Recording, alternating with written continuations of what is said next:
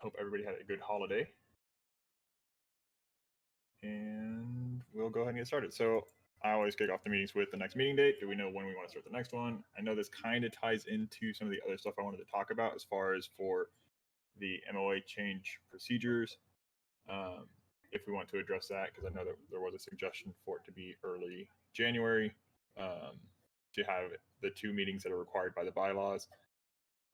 Have one say early January for discussion, and then one later January for the vote.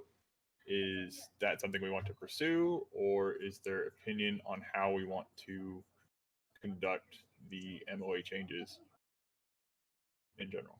Go ahead, Timorn. All right, so the first thing that I wanted to do is I wanted to say thank you to everybody for showing up. Really do appreciate it. You guys are awesome. You are what makes this game happen. I would also like to propose that we form our first official um, committee, and I would like it to be chaired by somebody selected by the chapter council and work in direct conjunction with the chapter liaison, Sarah Lay, and figure out all of these issues, how the chapter council wishes to proceed with all of their things, and make this a priority for setting the precedent moving forward. You guys figure out how you want your rules of the meetings to go, how you want everything to take place, and it will also give us an opportunity to utilize the bylaws as they're written to form a committee the way that it's supposed to be done and do it. But I would like to do it relatively quickly. Um, and the reason I would like to do it relatively quickly is as we're going into the winter break for the majority of the game, now is a good time for us to get a lot of these things done. So, with that in mind, I would like some feedback from Cyrilay and from the chapter council as to do you all feel that that would be an appropriate course of action to kick all of this off and start moving forward with how you all want to do these things? Over. Okay. Uh, Thank you for that. Do we have anyone that is really gung ho about chairing that committee or getting that set up?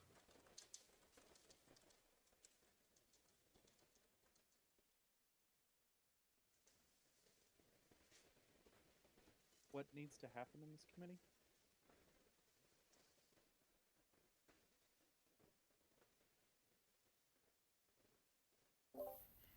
Sorry, was someone speaking? If they did, I could not hear them.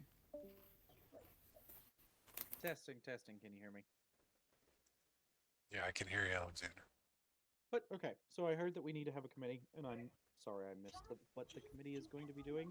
It's going to be figuring out how the chapter council does what exactly. What's the objective of the committee?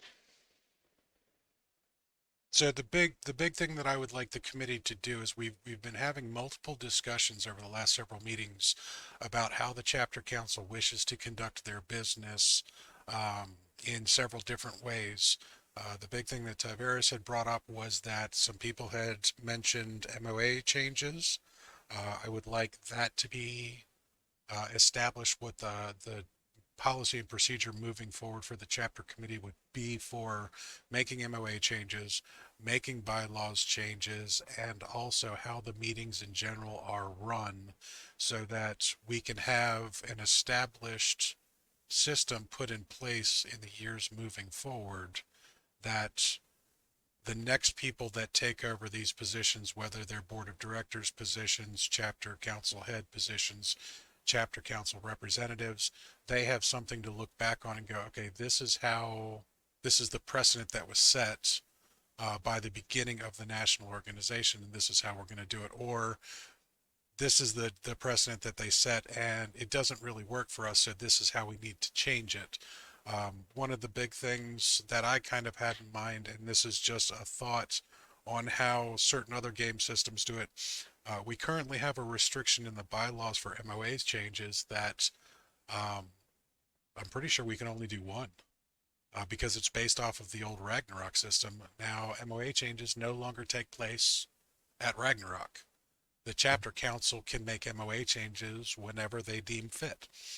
They can change the bylaws whenever they deem fit. So I would like the committee to figure out what the general public would like and to make a proposal before the chapter council in a timely fashion so that you all can use the established program of voting the way that you are and set these things moving forward.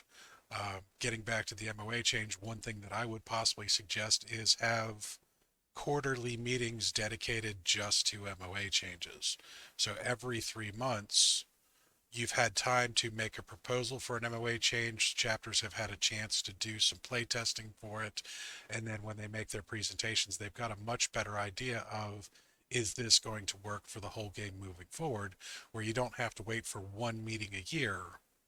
So, people that are doing things over the winter can make changes. They don't have to wait until the summer break to do something. And then those changes can be instituted game-wide across the board immediately. Over.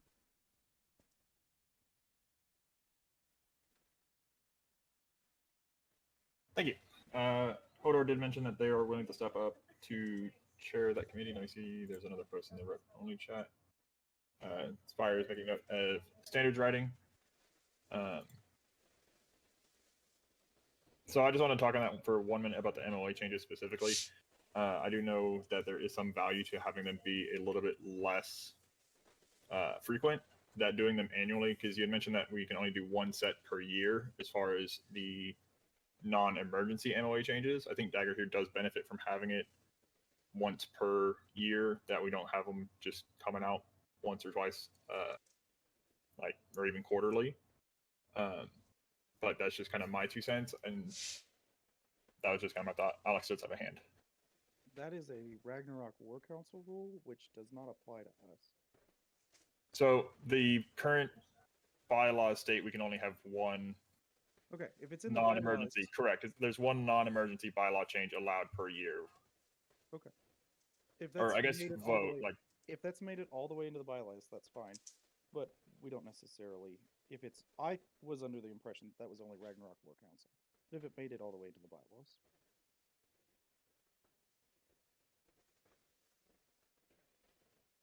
Yeah, go ahead, Timon.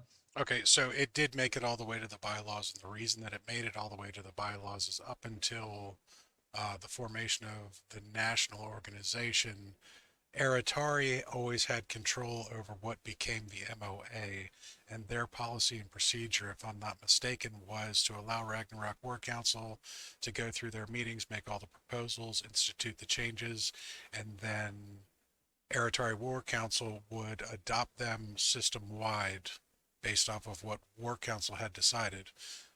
Now that we no longer have one chapter making all of those decisions, that we have all of the chapters making the decisions, I personally don't feel that it is in the best interest of the game to have one single event make all of the decisions for all of the chapters, because it is now representative through all of the chapters. The other problem that I have with this particular set of rules is that this past year showed us point blank, Ragnarok is not the place for this. We had an 80% reduction in attendance. There were not that many chapters represented at Ragnarok. I don't think it's fair for that small of a pool to be making the decisions for the entire game. It's kind of the whole purpose with why we have the chapter council. That's only my opinion, but that's where I stand on that. Over.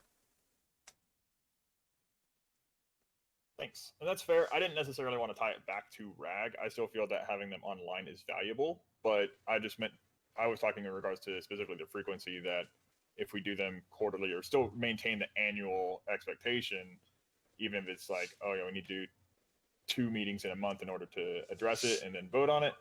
But that I'm all fine with. It was just I don't want to have it like them, oh, we're going to do them quarterly, and then we're going to do them monthly, and then we're going to do them like more frequently.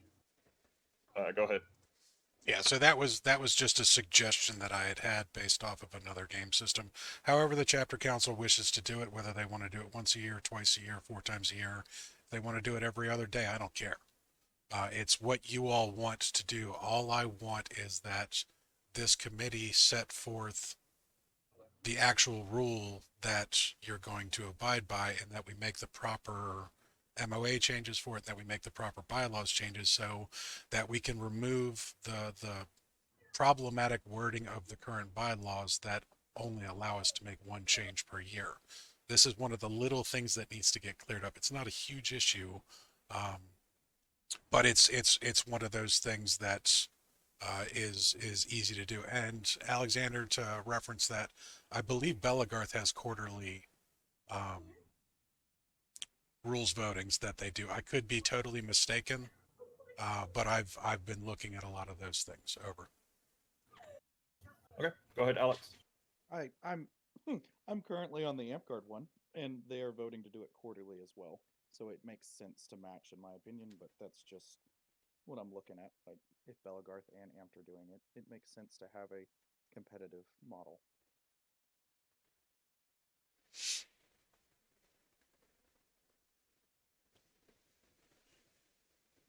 Okay, thank you. Do we have any other comments in that regard from anyone else?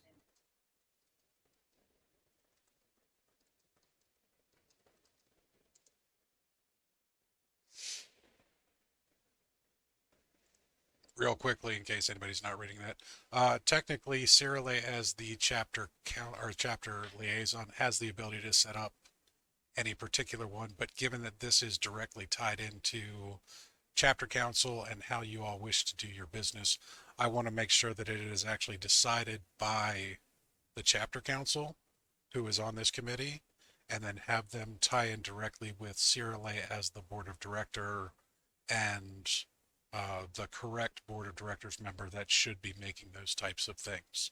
Over.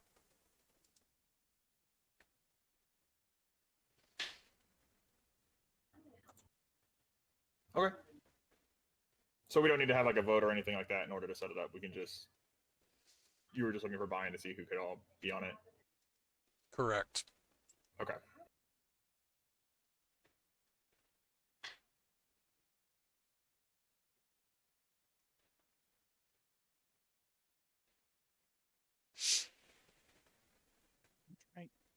I'm trying to get Ericos the ability to talk. It sounded like he wanted something to say. Yeah, he should try it now. He had like the server mute on it, so I tried to turn that off. Perfect. Check. I hear you, Ericos. Thank you.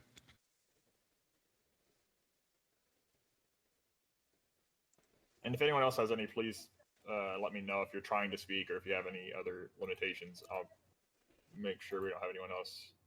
Yeah, Ericos, can you actually say something again? It sounded like there was a serious pause before your mic picked up.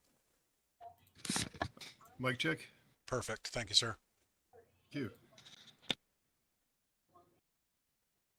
Okay, so if we're going to move forward with the committee, I will also do my best to assist and help out with it. We can kind of return to the initial discussion as far as when do we want to have the next chapter council meeting date. Do we have someone taking notes? We have the video recording going. I don't know if we have anyone specifically taking notes. I do take some notes on the chapter or on the agenda. The feel like recording that- is gathering all of the voice, and I'm focused on the CC meeting chat text for the actual recording so that it can all be reviewed.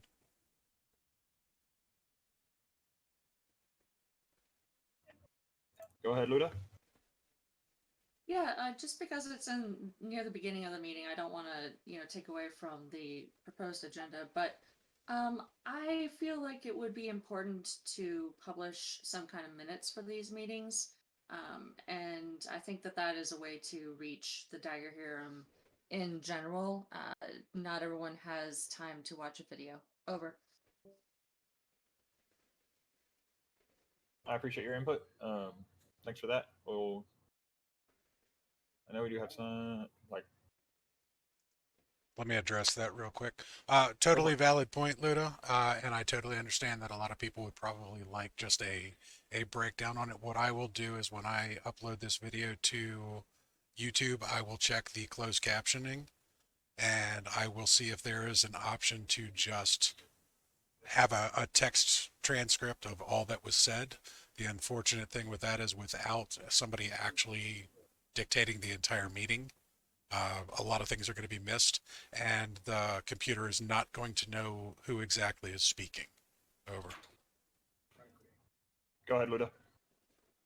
Yeah, I appreciate that, Timur. I have seen these transcripts, and a lot of times they just don't know what to do with the names that we're using or anything like that, unfortunately. Over. I understand, and that is one of the things. Other than actually hiring a proper secretary to take notes, I don't know what the best way to do this would be, other than Alexander's asking if anybody's willing to take notes.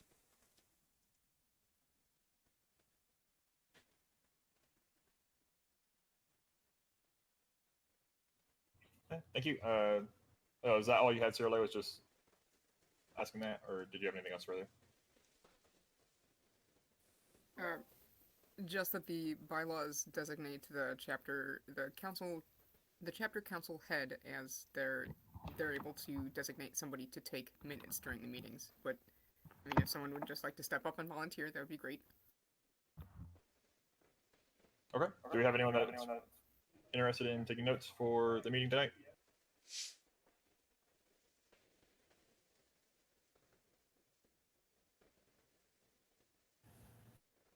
I'm typing as I go. Okay. Thank you. Sorry, who was it that just said that they're typing as they go? As Sir Raven. Brother Raven. Thank you, Raven. I will make sure to send you a direct link to the meeting recording as well. So if you want to go back through it later to type up a transcript, that's also acceptable to me. Sounds perfect. Thank you.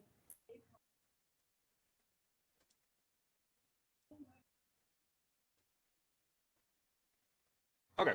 So we currently have the idea of setting up the committee to kind of go over some of the more pressing points for the chapter council to establish, some of the procedures, those types of things, to include the MOA changes.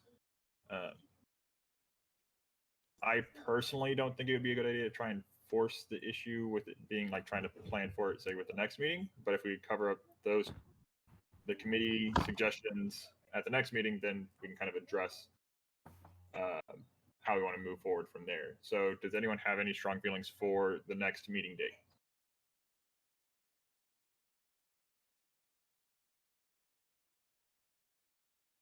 Not February 17th, 18th, and 19th. Okay, Luda has suggested January 22nd. Hodor has put in January 1st.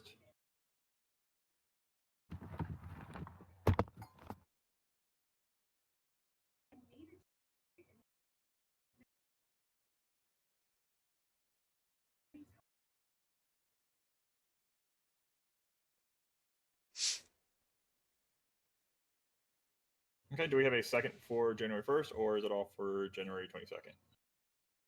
Or do we have any others that want to be submitted?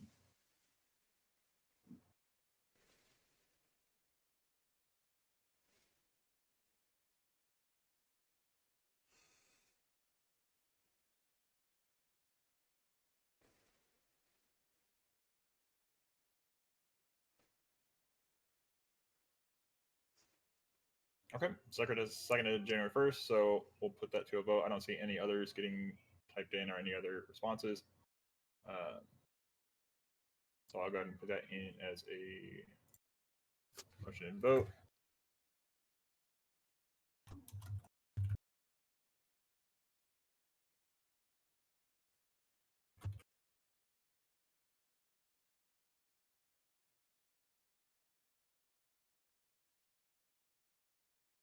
Okay, so I've put it in the CC motions and votes chat. Go ahead and respond with either January 22nd or January 1st as a chapter rep.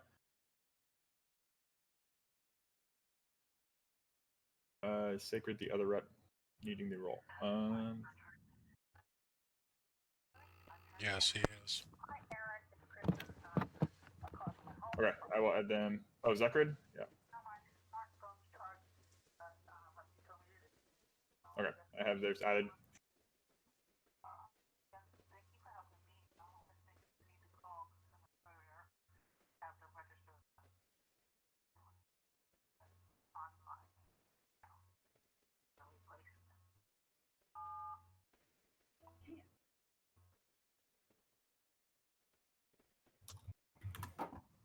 I'll give everybody a moment to get their votes in. Please put them in the motions and votes chat, not in the meeting chat. That way we can have them on one concise place. So for Ericos and Raven.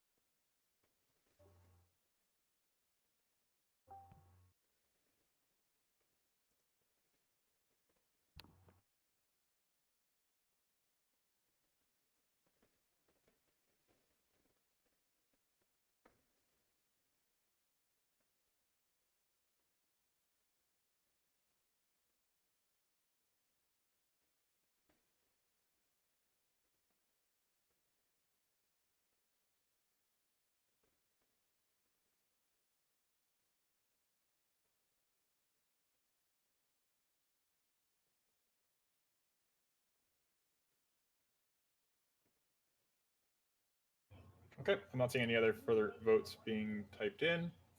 I think I only saw one or two for January 1st, so the next meeting will be on January 22nd.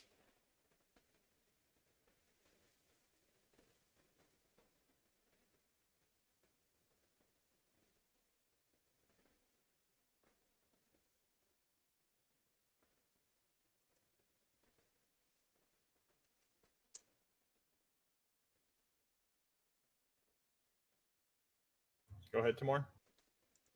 I do need to clarify something that was a misinterpretation on my part over the last couple weeks. Brocknara is actually an official chapter. You guys voted on it back in August. So the Brocknara rep that's on this Discord server also needs to be granted their rights as well. I can't remember the person's name off the top of my head, but if they're here, please speak up. Over. Thank you. Go ahead, Maze. We had talked about doing the, first of all, can y'all hear me? Yes. Okay. We had talked about doing the committee. How many individuals would be ideal to have on that committee for trying to streamline the, getting the voice of the Dagger Hiram to the chapter reps and what, I mean, we're not going to require it to be anything close to quorum, right? Basically, the way committees are going to work, the way that they're worded is any of the board of directors individuals can set forth any committees as long as they don't spend any money without approval. And they basically just make suggestions. So however many members you would like on said committee is fine. I personally think that we should probably have about 5 individuals on it that can make representations from different parts of the country, and then that committee would bring all of their recommendations to the actual chapter council at a meeting in the future for you all to consider for voting as to whether or not you would like to vote their proposals into new rules or anything else like that. It does not require quorum or anything else like that. There is no established procedure for how committees operate moving forward, and that's one of the things that I think this particular situation is a prime example of what a good committee would be for, which is why I wanted to suggest that we do a committee for this issue. But there are no rules and precedents set yet, so we're kind of just winging it, moving forward, and seeing how it works. Over. Okay, thank you. So to pick back up after that, the so we have Hodor from the Charlotte as rep from Charlotte. So we would be asking folk from across the country to step up. I'm afraid I'm not familiar with the geographic area of the various chapters. I know that I'm based out of Virginia, and I would be happy to serve on the committee, but we'd be 2 from the East Coast. So it sounds like we also need more folk from the middle of the country. And I think we do have some chapters out west, right? Yeah, there are some out west, and I know that I'd also be willing to help out where I'm able to.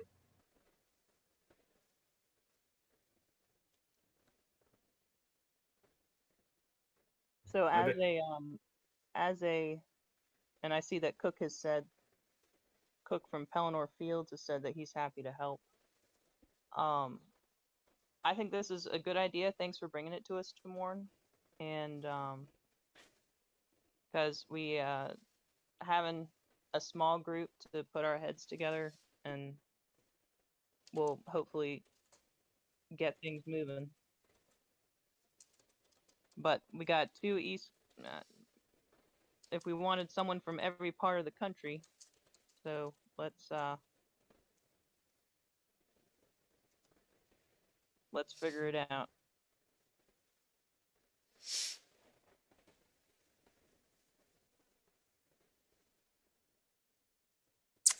Over. Okay, thank you.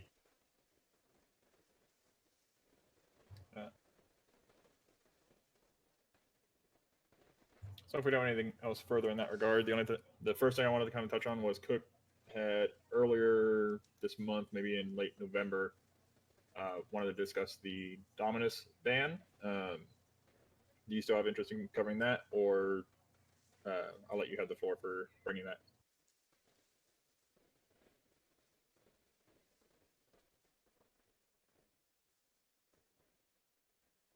All right, I'm with you. Can you hear me all? Yes. Okay. I don't think that there's anything that's pressing on that. If he didn't respond with a wanting to go through the chapter council and appeal his ban, then I didn't think there was anything we could do. I don't have anything else to add, really. Okay, that's fair. I just wanted to make sure that I didn't forget that you had mentioned that. I wanted to bring that up for discussion here, so I wanted to touch on that first. I mean, I sure did satisfy all my questions with our discussion and all that. So I'm happy to help if there's any more, things that come up. I'm willing to discuss that. Thank you. Monty, you had a hand. Yeah. Question for Reacher. When did the kind of, I don't know if it's a nomination or submission, when did it come into your play that Dominus should be banned, or the report against him?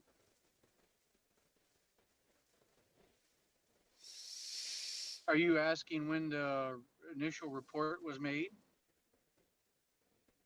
Correct. When was the complaint against him? Back much earlier in the year. I'm sorry, I'm not sitting in my computer. I'm sitting in traffic right now. I don't have access to look at. Sorry, traffic's nuts right here. It would be earlier this year. I'd say probably it started back in March or so, if I had to guess, when the investigation started. I can actually answer that question for you if you'd like, Reacher. I appreciate it. I am in bumper traffic right now. April 18th. Thank you. Yeah. Thank you. Okay. Did you have anything else further, Monty?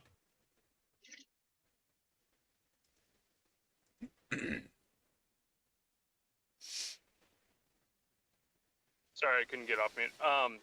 No, I'm good. Thank you. Okay.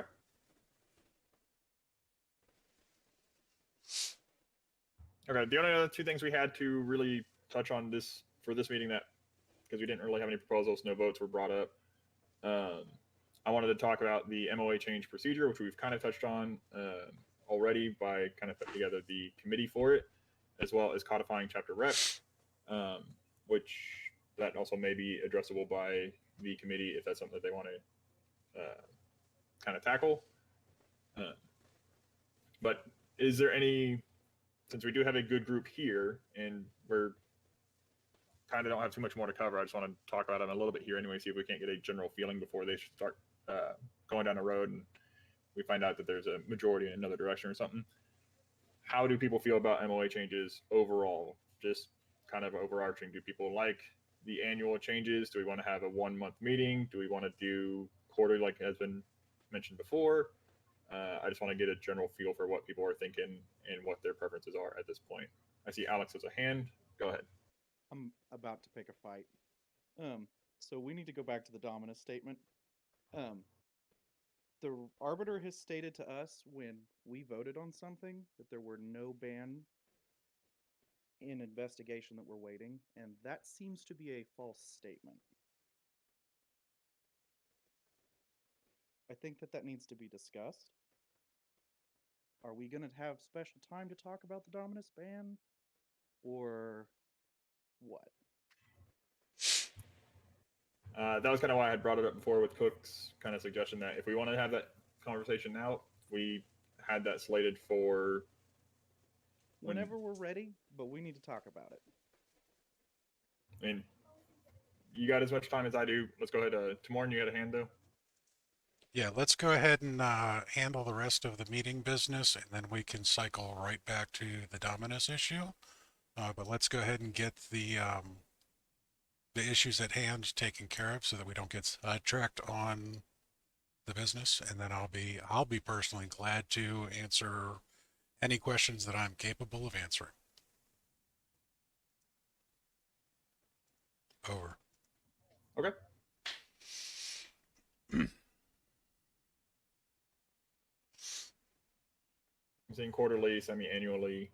I just wanted to make sure that there wasn't anyone else with strong feelings. But you guys, if you do have strong feelings, that is a good time to put it out there just so that we get something going in. Because for me personally, I feel like annually is a sufficient frequency for a game of our scale and kind of the stability that Dagger here has had.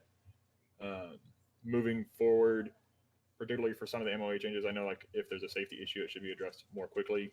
But for like standard game changes, I know there have been a couple that have been floating here recently, but I don't know how many more there are out there that we necessarily need to have big sweeping changes, say quarterly or even annually, to the game at large.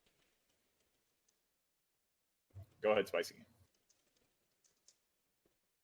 MOA changes was probably the reason why I'm in this chat, just to try to get us reorganized and then eventually maybe start making some updating our lingo with modernizing things, and maybe adding some different changes on how we play to codify things.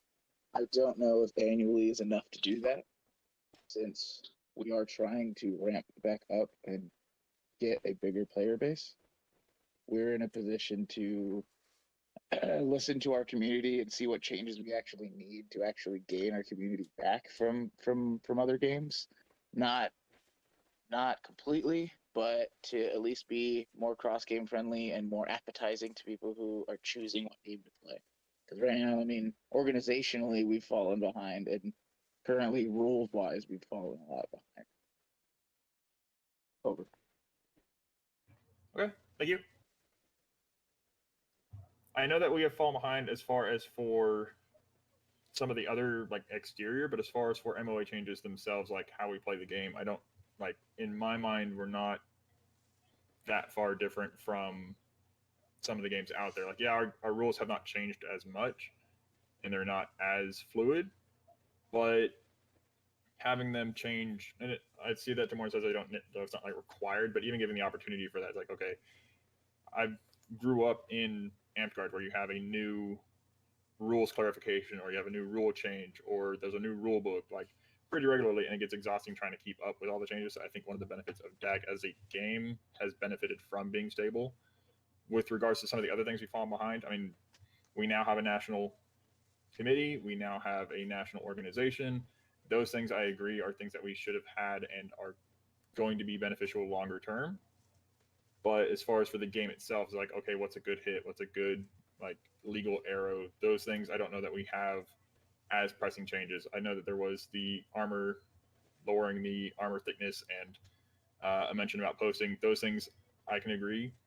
But to try and give those opportunities to be quarterly, I think it's going to be adding more work as far as for having MOA change rules that frequently. So that's just my 2 cents. And I know that like we're all going to have different opinions on it.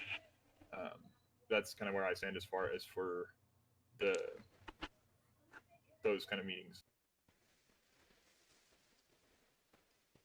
But I wanted to bring it up, and it's why I wanted to kind of see what people's thoughts were as far as, in particular, since they're having a committee being put together to have these discussions, to see, am I the minority? If we want quarterly changes, if we want semi-annually changes, then that's fair, and I'm more than happy to support in those directions. But at least give the committee something to work with as far as, hey, here's where some opinions lie. Because I did see other people had mentioned quarterly and semi-annually. Is there any other comments that want to be made in that regard?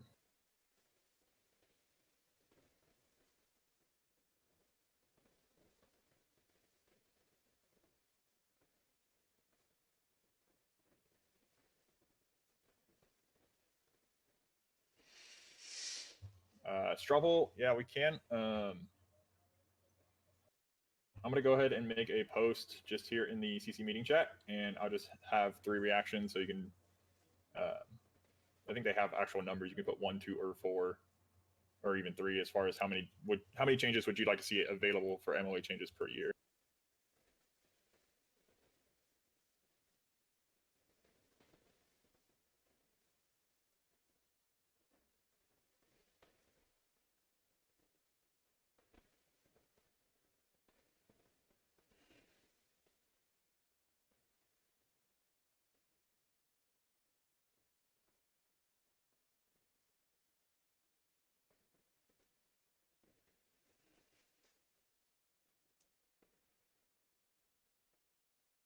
Go ahead, Timur. Just want to point out that what you guys are doing right now are pretty much the job of the committee that I proposed. Just saying. Over. Well, I think they could actually put it in a more formal, like, structure than what we're just kind of talking about. I'm just messing with you guys.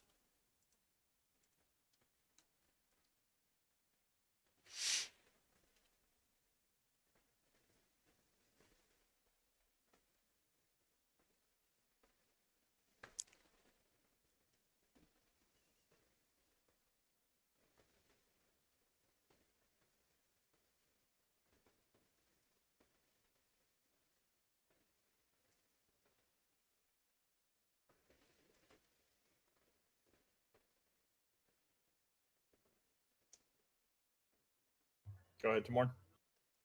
All right, I am a little hesitant to bring this up because you guys are having some pretty good conversations on a topic that obviously is pretty important to you guys, but I also wanted to let the chapter council know that I will be discussing with the board of directors this month to make a proposal at the next meeting to the chapter council to probably form yet another committee, and that committee's purpose is going to be establish whether or not we want to continue with annual elections of all BOD positions, or if we would like to stagger the votes for individual positions and change the tenure of said positions. So if anybody has any thoughts on that, like I said, I'll be bringing that up at the January meeting. The general idea is that we've noticed that there are certain hindrances to performing the business of the organization when each of us is only going to be in a position to do our job for 1 year. Some of these posts I think should be elected annually. Some of these posts I think should probably hold a 2-year post, and some of these posts I think could probably stand to be 3 years. So just wanted to give everybody a heads up and just have your thoughts in mind for that come January.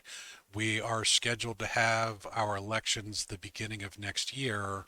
And then the other thing that I'm not a big fan of is elections take place relatively early in the year. And if we're going to have Ragnarok pushed back to earlier in the year as well, the positions actually don't take effect until August 1st. I don't really like that particular ruling either, because then you have basically a dead duck for 4 months.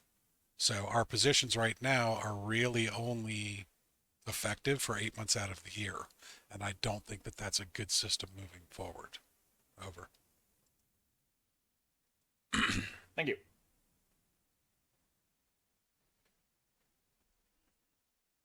Okay, so we have straw poll for the MOA change meetings. The only other thing I really had to discuss that I wanted to bring up was codifying how we do the chapter rep appointments. Currently, it has been fairly informal. Is anyone opposed to it going through, say, the chapter admin or through email? I had made mention that it could go through the director of records, who then updates me on what's going on, or I could have a list of the chapters and their admins, and then they could just go directly through me as far as for changing who the chapter reps are. Does anyone have any strong feelings on how that's conducted?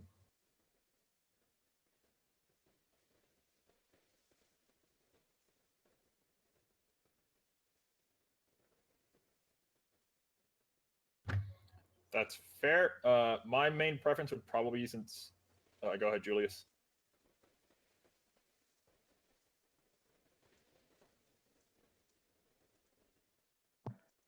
All right, can you hear me now?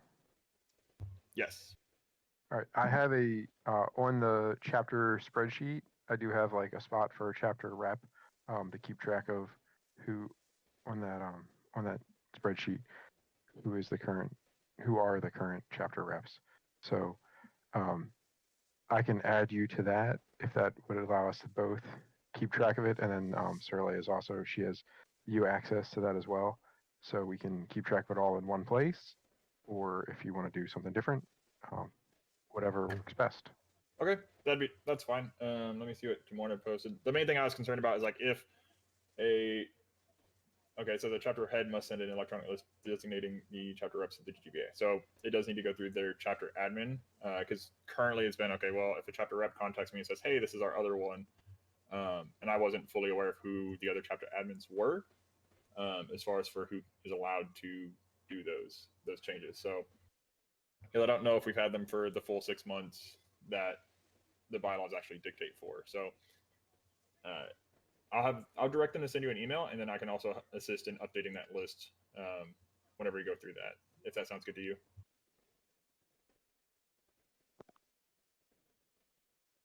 That sounds good. That'll work. Okay.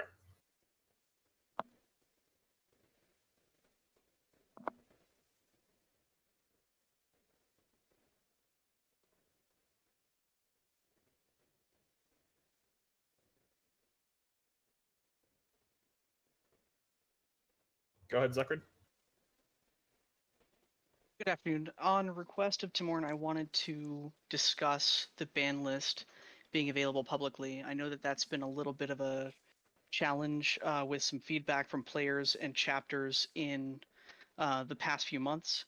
And there was some discussion inside the CC General Chat channel that resulted in the idea of a ban list being proposed for the main website that would be not available to search engines and not viewable strictly publicly, but be available to any chapter members or members that are signed into the website.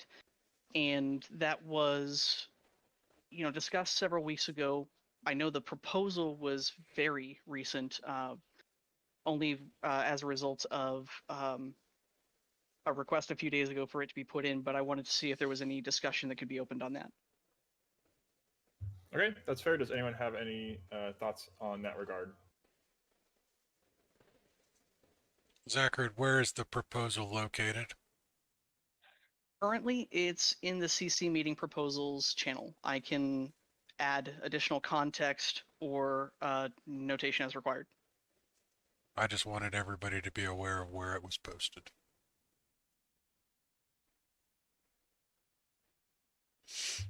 Who currently has accounts that can sign into the DAG website?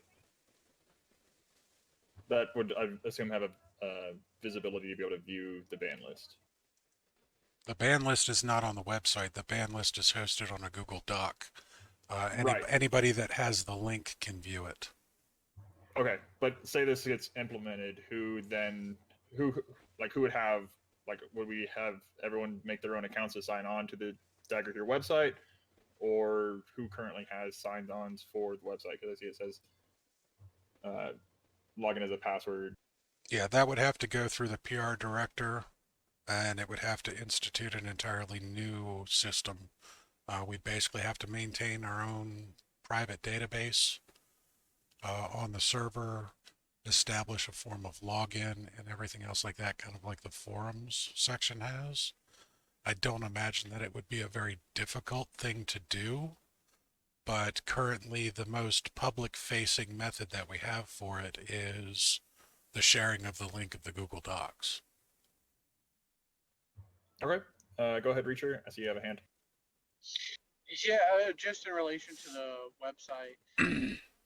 From past memory, the website usage is abysmally poor, even logging into the forums. I mean, I remember as a previous chapter rep, we had set up a chapter account to log into that, but it was never ever utilized. So we'd be utilizing a dead space to post a public document. Doesn't sound like the best solution to that. Thank you. Go ahead, Zuckred. So that's a good point, Reacher, and I appreciate you bringing it up. This is an opportunity to make and drive more traffic to the website and have a point of reference that would be consistent and available 24/7. Now, the account system on the website is freely available to create an account, and anyone who actually has an account would be able to theoretically view the ban list. This can be adjusted. The permissions can be adjusted as to who should or should not be able to view it based upon their role on the website, and that would be controllable by either the board of directors or someone appointed by them. But in this implementation, ideally, it keeps the ban list away from public eyes and search engines to avoid issues of accusation of slander or libel. However, it would enable players, vendors, and other event attendees to be able to reference this ban list while they were accepting attendees, event coordinators would be able to reference this list while accepting attendees and ensure player safety and security that way. Over. If I may, I mean, most, and not disputing your points, most chapter leaders and event coordinators already compare to the list. As a point of reference on that, Winter War, they're pretty on top of comparing it to every available list that they have, including DAGs. And they don't necessarily run a specific game set, but they just watch out for everybody on any of the lists. Yeah. Thank you. Timorn. I'm just curious as to what the concern is that you would be making the proposal. Do you want the information to be easier to find, harder to find, easier in a portability sense, or harder in a portability sense? The reason I ask this is you're referencing people at events being able to access the site and the information.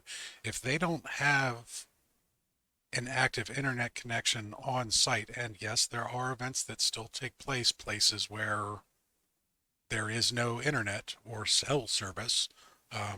I'll quote Britannia Fair in Eastern Ohio as a prime example, that unless you're in exactly the right spot, you ain't getting shit on your phone. The portability of a Google Doc, you can log into it from McDonald's before you even get there and have it saved on your phone. That doesn't require an active internet connection or anything else like that. So are you trying to make it easier or harder for people to get this information? Over. And Zuckred, if you want to go ahead and respond, go ahead. I'll take my 2 seconds after that. Yeah, so a Google document can be cached on a device the same as a website could. I mean, theoretically, you could keep that tab open and then walk to where you don't have cell service and you have the list. The access from a caching standpoint, with or without cell signal, is kind of the same. What we would be changing is the availability and access to the information from a player base point of view. Whereas right now, you need to email a person to get access to the Google documentation rather than just creating an account on the website and having that. And we're discussing, the layers of friction that would be required to gain access to the information that you need. And that's my main driver behind this.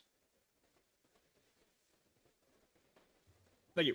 That's fair. And that's kind of what I wanted to touch on too, is that having anyone that's setting up an event is going to have the time and the availability to email probably any number of people and get at least direction to access to it. Because from what I've heard, Reacher has been very open with who has the link to that document, and even sharing that outside of that has still gone far enough to where you can get it from a multitude of people that you can access. That I know that there is community concern about it not being public, but I think unless we post it and just have it as a list on the website, they're not going to be happy. And I'm not saying I want to go that direction. I just don't think that's the correct direction to go.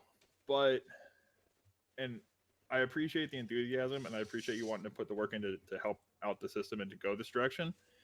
But I don't see the same value of going to the website, logging in, and having a link there than just emailing Reacher or the current Arbiter and say, hey, can I have the link? Or just having the current link because it automatically updates and being able to access it through that route.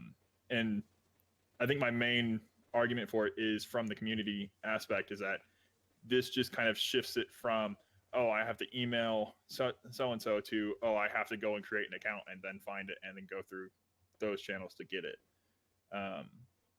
That, like I said, I do appreciate the enthusiasm and the desire to help, but I don't know that this solves the root concern that I've seen posted in a million different places of, oh, we just want to be public. We want to be able to Google Dagger Here ban list kind of thing. So, and once again, I may be in the minority for that. I do see Raven has a hand. Go ahead. Thank you. So, out of curiosity, is it possible for people who are banned to get a hold of the list as well if they were to request it? Does that could pose a problem in the future if they decide to take the link and post it themselves? Over. I can answer that with my hand as well. Yeah, go for it. To answer that question, Raven, yes. It is entirely possible that any person on the ban list can get pretty dang easy access to it.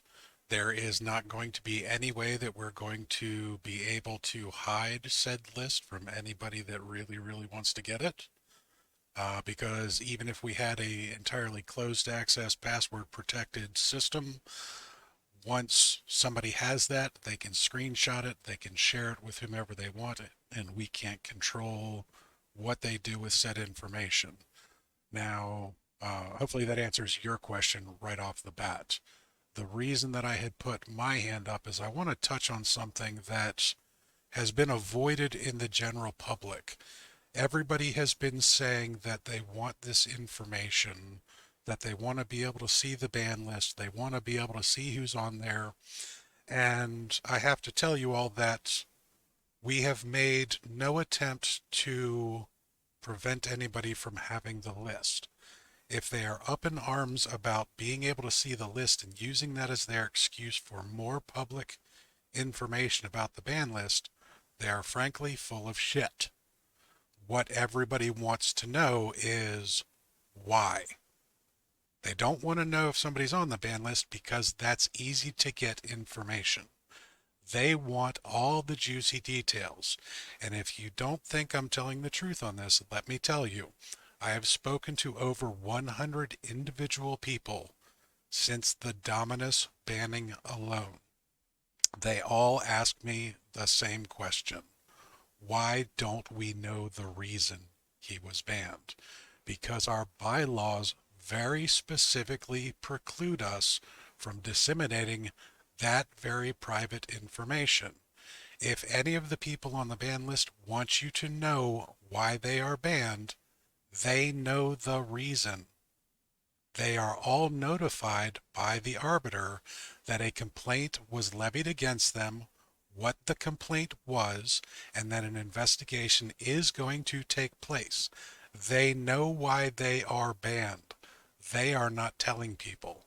They are stirring up problems and unloading a bunch of bullshit to make it sound like they are in fact the victims. And I'll give you a prime case in point, and this is not to focus on any one individual, but does anybody know the two individuals that were recently banned for life? Do you know their names? Or do you just remember Dominus? Because two of them were banned forever after that. And I haven't heard one complaint about either of those bans. Not one mention. Because nobody knows about it. They're not a very public figure. It doesn't cause drama for those two people to have been banned. Dominus is a very public figure. He's been in the game for 40 years. I understand that it's controversial when somebody that invested in an organization is removed from said investigation. But they just want the juicy details. We're not hiding who's on the ban list. We never have. We follow the very specific rules that we set forth. The bylaws specifically state this information remains private. Plain and simple. Over. Thank you.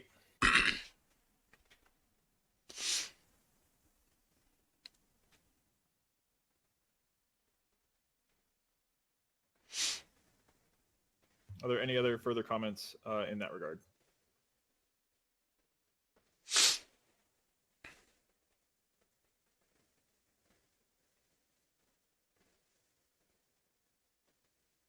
I do see there are some posts in the CC rep only chat as well. Quick hand. Sorry, I could come off mute quicker than type in. Go for it. I'm pretty sure my track record of responding to anybody who asked for the list link could speak for itself. Almost everybody's gotten it. As long as they don't catch me when I'm asleep, and they'll get it pretty quickly unless I'm traveling and it'd be easier to copy paste when I get somewhere. But I'm pretty damn quick with it. Can't speak for whoever my predecessor will be, but or my successor rather. I'm pretty quick with sharing it out as soon as I get a message from any format: email, text message, Discord message, Facebook message. Okay, thank you. Go ahead, Tamorn. All right, so I went up real quick and looked at what is in CC rep only chat. Now, Ericos, you said Dominus does not know why he was banned. He hasn't been provided with any results of research or any evidence. Dominus is not here to release the ability to state that. Dominus has not made any attempt to contact the DBGA and say, hey, you can tell everybody all the information you know about this case. So we are not privy to tell you whether or not that statement is true or false. But what I can say is, unless you are privy to all of his forms of communication, you cannot state without a shadow of a doubt that that's the case. Can you invite him? As far as I know, Dominus still has access to this Discord server. Dominus has not been precluded from defending himself in this. What Dominus has not done is reach out himself. He knows all of our contact information.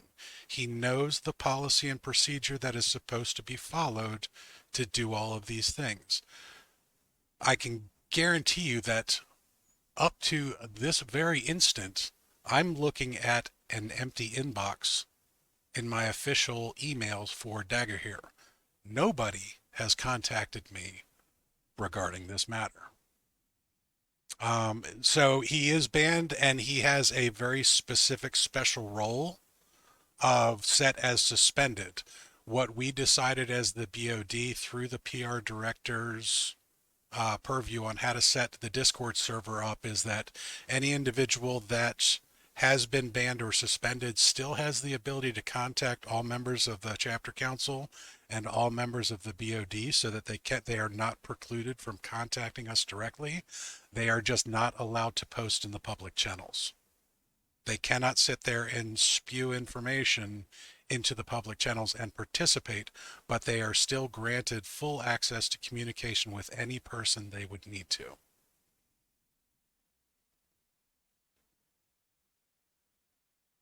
Now, the other big question that I have for you all is, do you really want to go down this rabbit hole in a recorded conversation? If you do, I'm fine with it, but I'm going to follow the rules and not divulge private information that I have not been released to give you from the people involved. The complainant and the complainee have not told us that we can discuss these matters. If the person that made the complaint doesn't allow us to, and Dominus doesn't allow us to, we can't. We are forbidden from it. We as the BOD are held to a higher standard by certain rules and regulations that govern how nonprofit organizations work. So we can't just tell you all of this information. And I've made this point over and over again as people have tried to lead me to give them sensitive information. People that I know better than to try and do that. People that I know specifically that know better than to try and lead private information out of an organization have been trying to goad this information from us. It's troubling at the very least. It's unprofessional for sure, and it's unbecoming, bordering on harassment in certain cases. Dominus has the information. I have personally verified, Ericos, that he has received communication regarding what the actual complaint was. That's why I could answer the question earlier when the complaint was levied against him.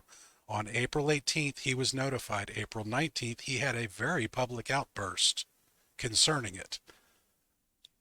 He posted the information online himself. He knew he was being investigated. He knew why, and he posted that information himself. Thank you, Timorn. Alex has a hand. I think we have established that we're having some problems with the current ban system. I think that we should have a review process that is to update this further. And I don't want to come off like I'm harassing you, and I apologize if I do, but I know that some people are very upset. I personally am. And I think that the system we have currently in regards to bans is absolutely failing. And I think it needs to catch up. I don't know how to do that, but I want that because I want to be able to trust the system is working, and I felt like it was, and now I don't, and I've lost faith. And that's... Thank you. Go ahead, Timorn. All right, since you brought that up specifically, first off, Alex, you are not offending me in any way, shape, or form. I don't feel that you are harassing me. I understand that a lot of people are very frustrated by this situation because they are not getting the information that they feel they need to have faith in a system that they think is not working. So what I want to ask you directly is, why do you think this system is not working? What is the failure that you see in this particular system? Okay, Over. So Reacher, I need to ask Reacher if I can talk about my involvement.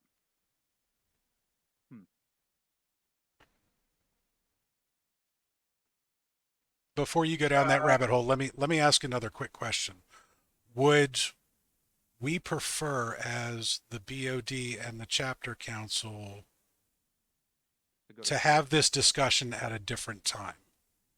Would you all like to set up a specific meeting just to discuss how the arbiter works or doesn't work in your opinion? I'm okay with doing it that way. I don't know. We could also move to a closed meeting that's not recorded if people would prefer. I think that will upset people. I'm going to refuse that right off the bat. That's fair. I personally feel like this has been a misstep. from my personal involvement and knowledge. I'm not going to say anything more than that. I said it immediately to you. I said it immediately to Reacher. I said it immediately to anyone that would listen. I came here to say it today. And I don't want to not get along with Reacher because I work with Reacher. I feel like every week trying to help, but I'm frustrated. Oh no, I appreciate your help a lot. Don't Like- worry. You like- don't frustrate me. And I don't want to make this more. I think that we should improve the system, and I think that a meeting specifically to try and do this, like this could be tied in with the chapter council stuff that we want to update.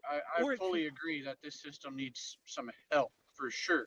I mean, we've tried and tried and tried to get some help to this particular position, whether it be in the form of changes or extra eyes. I think, and it's been stalled. and we're not following rules of procedure at this point. But Reacher, I think that your suggestion of a 3-person thing would better protect you and any arbiter. Like I think we need to go that way. I'm still for that position, that particular way myself. Can we have a committee set up like we're doing with Cirile, specifically to get that to be accomplished? I'd be happy to help in any way I can as the current arbiter for that. Can the I think arbiters set yes, as a committee? BOD member, I think as a BOD member, the arbiter can set up a committee to do that. Correct me if I'm wrong, Timorn. That is correct. The arbiter has the ability to set up a committee so long as I will the be fair committee with members y'all, are I not might have to stop compensated. off here. I'm getting close to where my exit motel are here. That's fair. That's fair. Monty did have a hand a couple minutes ago, and I've been being patient. If we're okay, I'd like to let him speak. Okay, so if we're actually at this discussion point, kind of why my candid question earlier about the timing of the Dominus kind of proposal for his ban was in question is because when we were voting in October for giving the arbiter the position of basically they can go in and do these bans without CC approval, I asked if we had a queue in place. This is on 10-4. The response from Reacher, and I want to be candid about this. Like, I'm not happy about what I'm about to say, but just like, I have no negative thoughts about Reacher, but the response was we had no one in the queue. Except for one person. Yeah, I'm sorry. Yeah. There was nobody waiting to be banned. I have and still have ongoing investigations currently. Okay. There was none at that time other than the one that was sitting in the chapter council pretty much going nowhere. That was the only one I had completed at the time. I wrapped up Dominus's investigation sometime after that. And then I've wrapped up 2 others that have came in after that even. Okay. And I still have ongoing investigations. It's not, at the time the answer was truthful. Sorry. Make it straight. Yeah. And to be clear on my point, it just seemed like this was cute as a political punch to kind of put to Morin's own words, like, we didn't care about the other bans, the lifelong bans, but like this one is a politically packed punch. Like, I mean, to be candid, I have no personal connection with Dominus. I don't really care to know the investigation notes. I don't care to know about that, but it was just more of, I wanted to know what the Q level was, like what was the potential of my vote, and that did seem misleading, to be candid.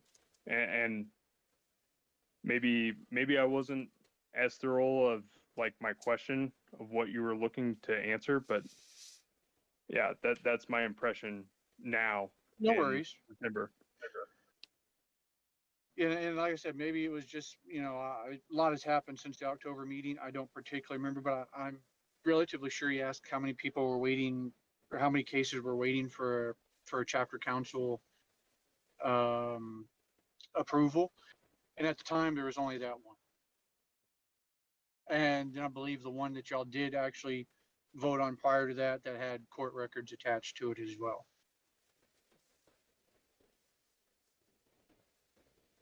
Thank you. Okay. Thank you. Julius had a hand. Yeah, Sean forwarded to me and other Romans the email that he received on 10:30, and in that email, unless you're referencing a different email that you sent him, that email doesn't indicate why he was banned, or even technically that he is banned, because it says ban/suspension for parentheses amount of time parentheses without a actual amount of time in there. So that's frustrating, a lack of information. That was a copy and paste error. We were dealing with waiting on some legal wording to be as Timon, if you can help me out here, you did the wording on that one from our legal assistant, sir. Yeah, we basically reviewed how the individuals would be informed in such a way that it didn't violate any privacy, because the same notice goes out to the individual, the board of directors, the chapter, and it's basically a boilerplate notification that, having concluded the investigation, that you were informed of the specific reason at the time this decision has been reached. Now, I have not seen the email that you're referring to, but I would assume that it's the exact same one that was sent to me by the arbiter, stating that said individual had been banned, and it's the same as every one that I get for every individual. But I know for a fact that back in April of 2022, Dominus was notified that he was being investigated for very specific things, and he responded. And after that response, he provided additional information. He saw what he was being investigated for. It was very clear-cut what the investigation was for. It wasn't a blanket statement at the time. It was, hey, this is the complaint against you. Do you have any information that would further said investigation? And Dominus provided information for the investigation. So did the people or person that was involved in the complaint. There was a lot of information gathered. And I keep hearing that, people were troubled that this was in the pipeline and that this is a political assassination type of a thing.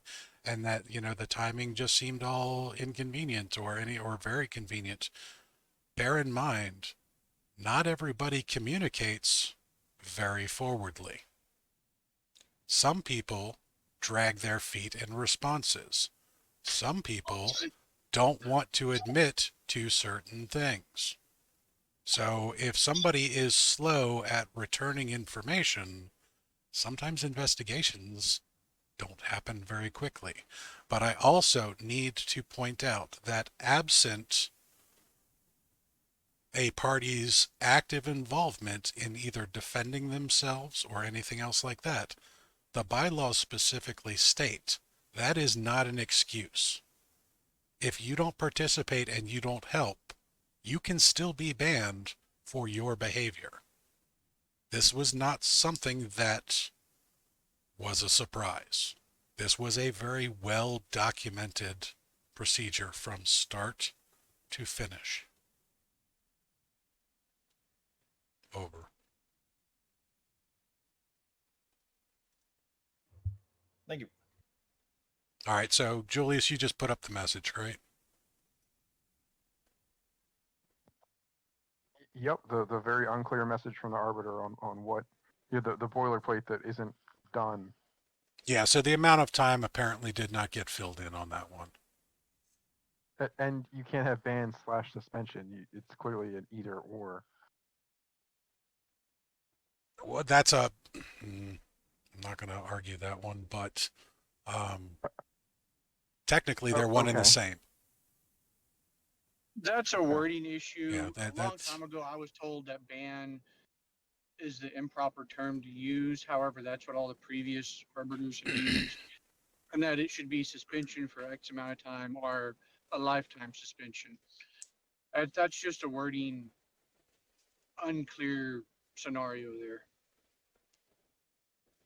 I was told, like I said, I was told by somebody who fought this battle long ago that ban was the improper term to use when dealing with this, and that it should be just a suspension or a lifetime suspension. Ban is too harsh a word in the legal sense. That's where that comes from. Trying to tie in the previous wording and the current wording. To be fair to you, our own legal system is based on a dual language system. So like we use multiple words to describe the same thing. It's for also clarity. it's also how it's written in the bylaws. It specifically says ban/suspension. Go ahead, Luda. Yeah, I was just gonna say there's also a distinction in the bylaws. I believe it's not just ban/suspension. The bylaws do take time to differentiate between the two, unless I'm mistaken. Over. Sorry, Luda, can you say that again? Yep. The bylaws, I believe, do make a distinction between a ban and a suspension from the last time that I was reading through them, having to do with this conversation. Over.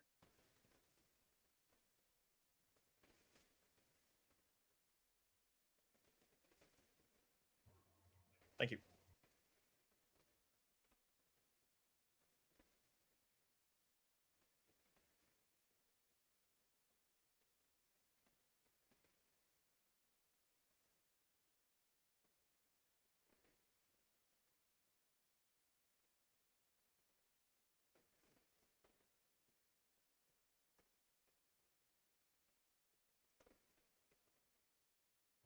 Go ahead, Alex.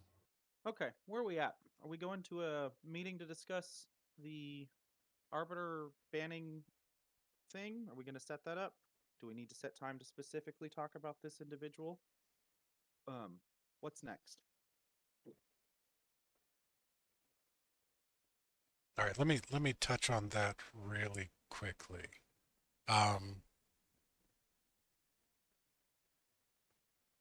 My first question is, do we need to have another meeting about this? And if you all feel that we do need to have another meeting about this, what do you think you're going to gain from it? Is there something in particular that you all are looking for? Is there a specific bit of information that would help you here? And do we need to make a bylaws change to allow us to give you said information? Over. Go ahead, Cook.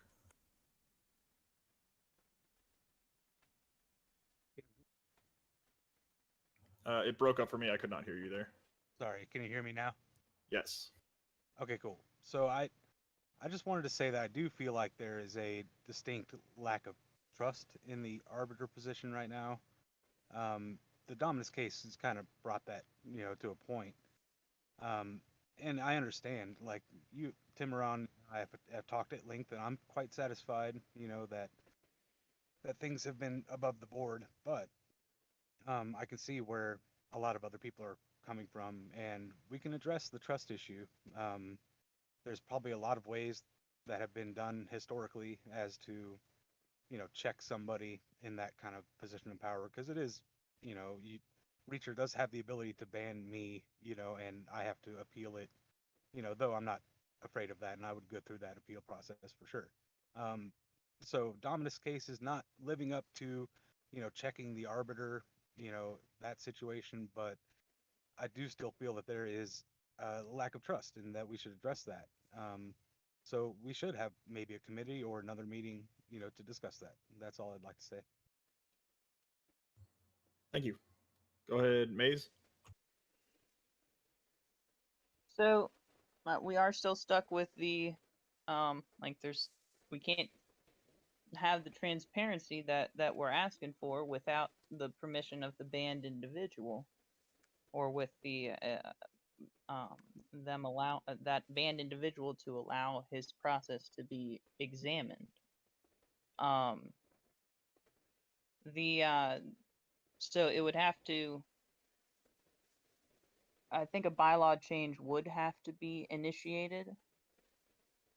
It would to allow, and I think Alex has said this several times, but having need to have NDAs for at least specific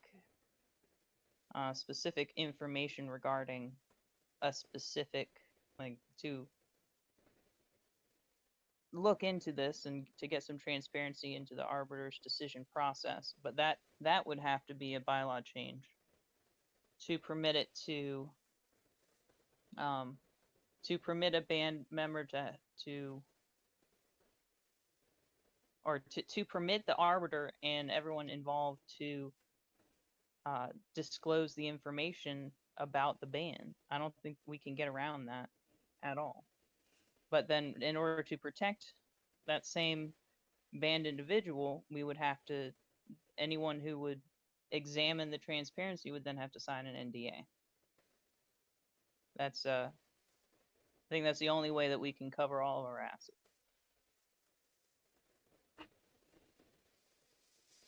Over. Thank you. Hodor. It seems that we keep running into the same issue with the arbiter position that we have always run into, which is it was not created by a legal team. We have a legal proposal for it that Timon posted a couple meetings ago, but we don't have it legalized. We're doing this half-ass. And before we get into the nitpicky of it, we should consult a lawyer about getting this to be proper and getting this set up properly so we stop half-assing this. Pardon my language, but it's just been annoying that every meeting we have this discussion about the arbiter and how we don't trust the position because of how it's written. And we should address and fix it. Over. Thank you. Go ahead, Tamorn. Just got to point out that the only time problems come up with the arbiter is when it's a cult of personality. You guys only have problems with the trust issue of the arbiter doing their job when it's your friend. When it's two individuals that you don't know anything about the case, and they don't make a big stink about it, it's not brought up. To this point in time in this whole meeting, nobody has even told me who those other two people that were banned for life are. You're focusing on one individual because they are a very public figure, and that one individual has made zero effort to follow the rules and go through the system that they helped write. They voted into existence. They are very familiar with how this whole system works, and they refuse to follow the system because they know that the arbiter post actually works. Plain and simple. The rules are in place. They've been in place for years. They are tried, tested, and true.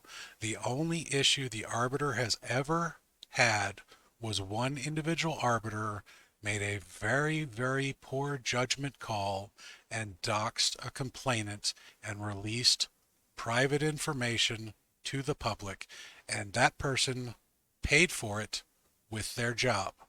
They were replaced very quickly with an arbiter that you all could trust. Rune.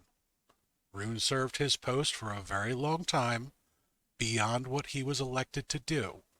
Reacher took over the post and has served his post longer than he was supposed to do, because nobody wants this job. Nobody wants to do this. The only problem you have is that it's a very public individual. All that person has to do is request a review, or release us the ability to give all of the information to you. Plain and simple. We don't need to review this post. It works. Plain and simple. Over. Thank you. Julius, you had a hand. Did you still have that, or was it cleared up? I'm before Julius. He had posted well before you on the wrong chat, and I had responded to it beforehand. You are not next in line. Can you hear me? Yes. Okay, so I think that's a blatant misrepresentation because the rules for the arbiter position that Dominus helped draft with the national organization included a check on the arbiter's position where it went to the community or the chapter of councils, and the information was presented to everyone so they could there was transparency there. So to say that Sean helped write this current set where the arbiter can ban someone with zero transparency to the rest of the national organization is a blatant misrepresentation of his involvement. And while it was initially proposed this way, he was part of the organization that said, no, we need more transparency in this process. So to just say that Dominus helped write the arbiter position is not a true statement of facts in its current form with the lack of transparency. All right, I got to respond to that. First off, Point of order, there's hands. Yeah. All right, over. Well, he's responding to my comment, and I can rebut by point of order if you really want to go that way. But how do you guys want to do it? To your comment, I'd like to rebut to your comment. Okay, I'm go for waiting it. on it. Hey, that's false. That is absolutely false. Every single meeting we have been in here, we have argued about the arbiter position. It has not been clear. It is not working. And also, yeah, hey, Dominus, he's a character that everyone has feelings about. It's because he has worked for the entire time that most of us have played. Like, I'm not saying he is the specific one that needs it, but we need to fix the arbiter position, and to pretend that it is working is false.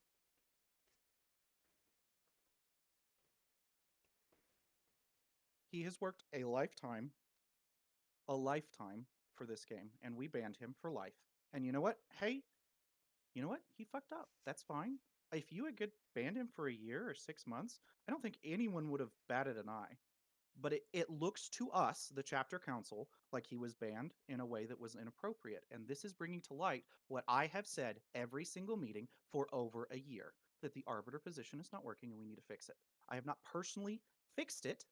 I have let other people try and do that. But this needs to be fixed. And stating that it is not something that has been said needs to be fixed is quite upsetting. I'm done. Thank you. Let me get back in order here.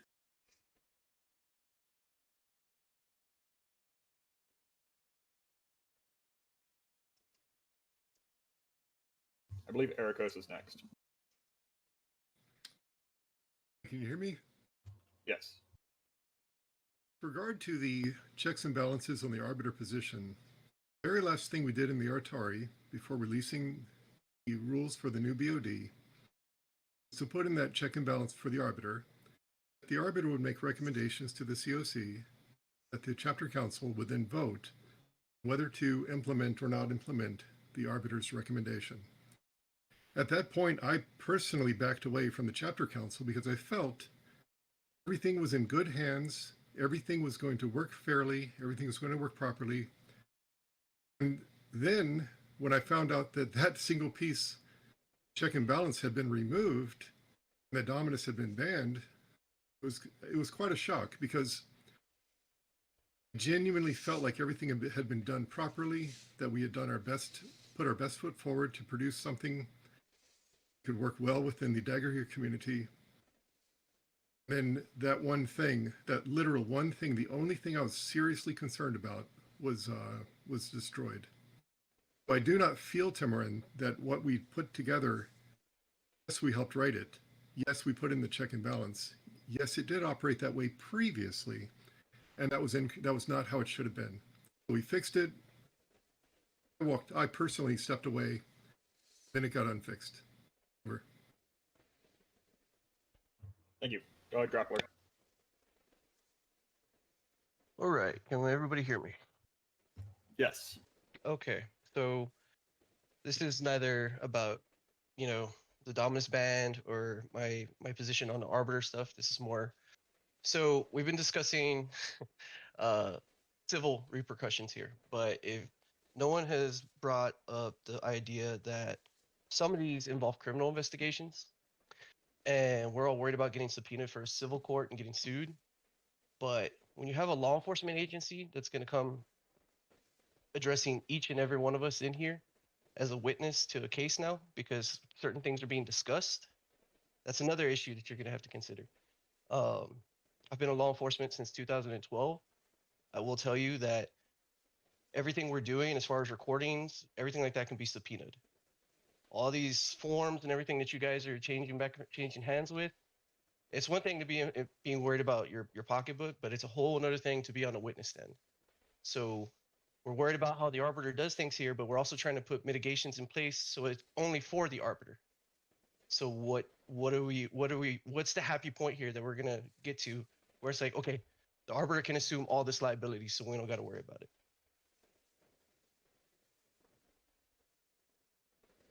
Go for it. Over. Thank you. Reacher.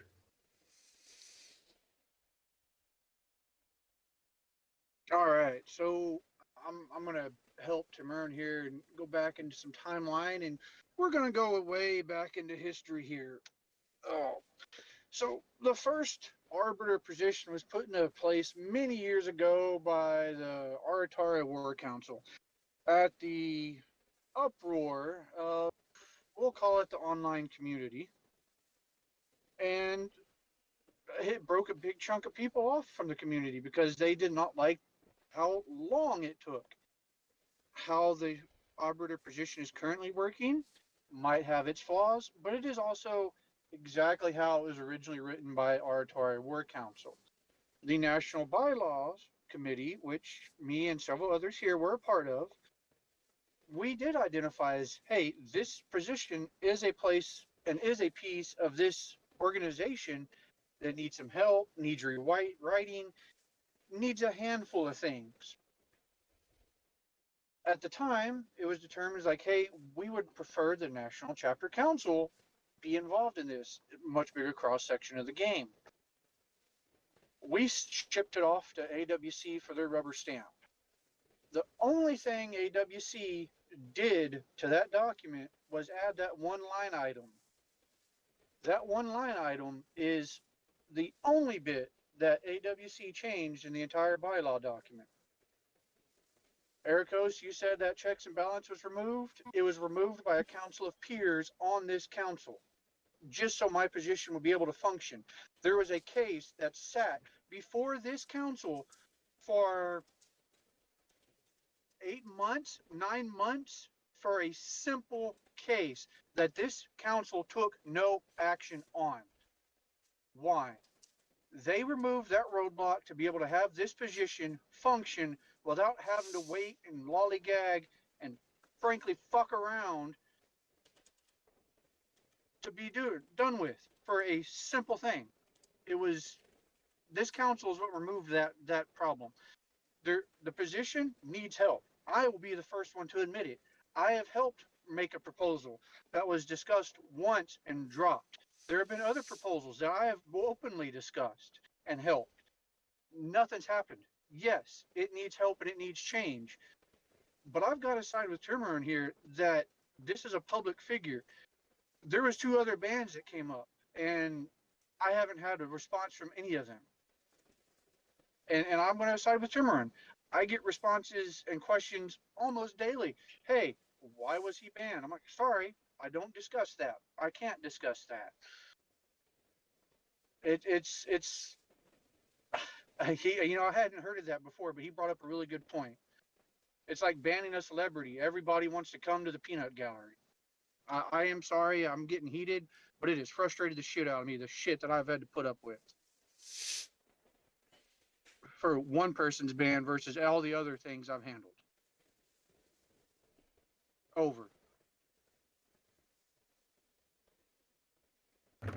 Thank you. Timurn, would you like to go now, or would you like to wait till further? Go ahead and let Cook, There's and Cook then and a series of others. yeah, let them go ahead and go. Okay. Cook. Hello, am I heard? Yes. Okay. So yeah, two things. Let's see. So I would like, to say that, I'm impartial to Dominus, as a person. He doesn't have much, reach to me. I don't know anything about him really. I've been in the game for 15 years though.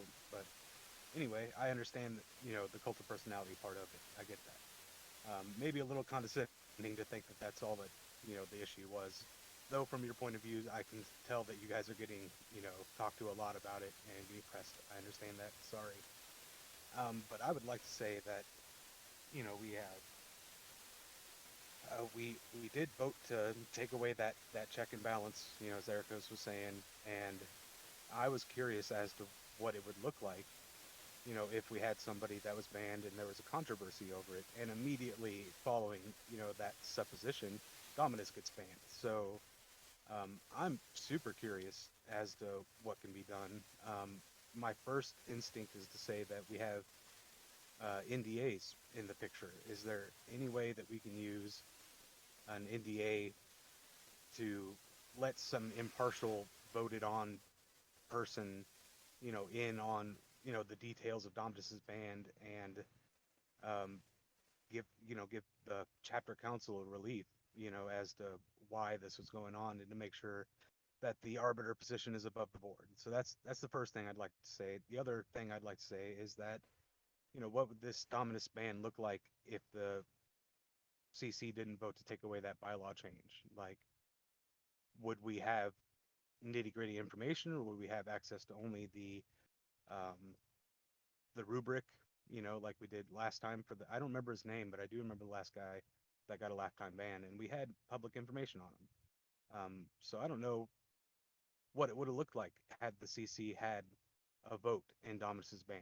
So those are two things I'd like to know is, can we use NDAs to have somebody, alleviate the trust issue, and B, what would it look like it had the chapter council, voted for Dominus's ban? That's all. Thank you. Ericos, you had a hand just before Demon. I have a question. Should I be posting in the rep only chat or in the CC meeting chat? The meeting chat for hands, please. Okay, I missed that part. Sorry.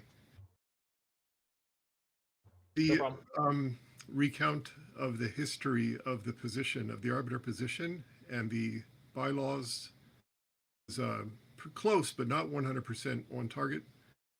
Yes, when the position was originally created in the Artari, there was no checks and balances on the arbiter. The writing of the bylaws did not have it in it, then removed it. Check and balance was not removed. That was only added by the Artari as the very last change to the bylaws. So I just want to make sure we are on exactly the path that took. Once again, that's exactly what I said. Our Atari added that line item and it was removed by this chapter council. Specifically 4.3 was added by Aratari Work Council as the final rider before allowing National to take over. 4.3 provided for the voting by the chapter council.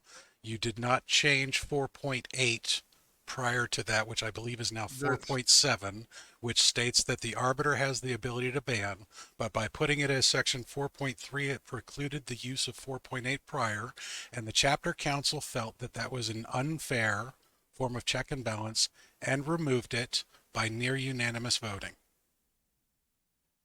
The chapter council changed the bylaws per their ability and said that that was not a fair justification for it and removed it. They left the original wording put in place by Aratari Work Council. No other changes were made to the bylaws. It just allowed for the arbiter to actually make the determination for a ban without everybody having to vote on what they would see from a rubric. They still would not have seen any of the information regarding the investigation. They wouldn't have seen any of the pertinent details. They would have seen no private information. They would have looked at a red, yellow and green document that shows whether or not the arbiter felt the individual should be banned. By removing 4.3, the arbiter then looks at said rubric and goes, hey, there are 7 reds here and 1 green. That should be a ban. And that's what happened.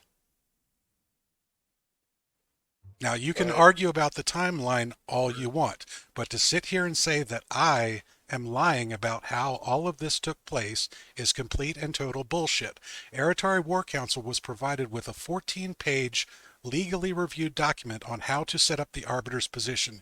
You all threw it out the window and put a 2-page document in place with a little rubric and no checks and balances. The checks and balances were there beforehand. You didn't want them. You wrote this whole big policy, and as a parting shot before giving it away to National, you put in, oh, and the chapter council all has to vote on it. Chapter council doesn't want that responsibility. They removed it. You are left with the original documentation provided by Eritari War Council. Nobody else wrote these rules. Plain and simple. If I may clear something up. Go for it. The other policy guys he's talking about, that was a legally reviewed document. I believe it was posted somewhere in this chat. It's a little hard to find on my phone. I'm sure he can repost it, but it's been reposted as another proposed option to fix the arbiter position. It was also shot down at the time. It was shot down specifically because there were arbitrary bannings for certain crimes. Where if anybody came forward and said, hey, I have public documentation that so-and-so was accused, found guilty in a court of law of such and such crime, they would automatically be banned. So you can't make the argument that we're only just banning people that have publicly documented cases. We're still only doing it when the arbiter receives complaints. The arbiter doesn't go out and look for problems. People bring them to us. The arbiter has to go through this whole big process of, did this hurt the game? Did this cause irreparable damage? Did this violate other people's ability to play the game and have enjoyment? And if you can't sit there and think that, yes, somebody who's a sexual predator and is a kitty diddler and went and served 10 years in jail doesn't deserve to be in this game, yeah, that's a no-brainer. We don't want those people around our kids. But I also don't want anybody in this game that has caused this game so much problems that it almost dies. Especially not multiple times. I especially don't want somebody that even after that, someone that should understand these problems goes and intentionally causes more problems.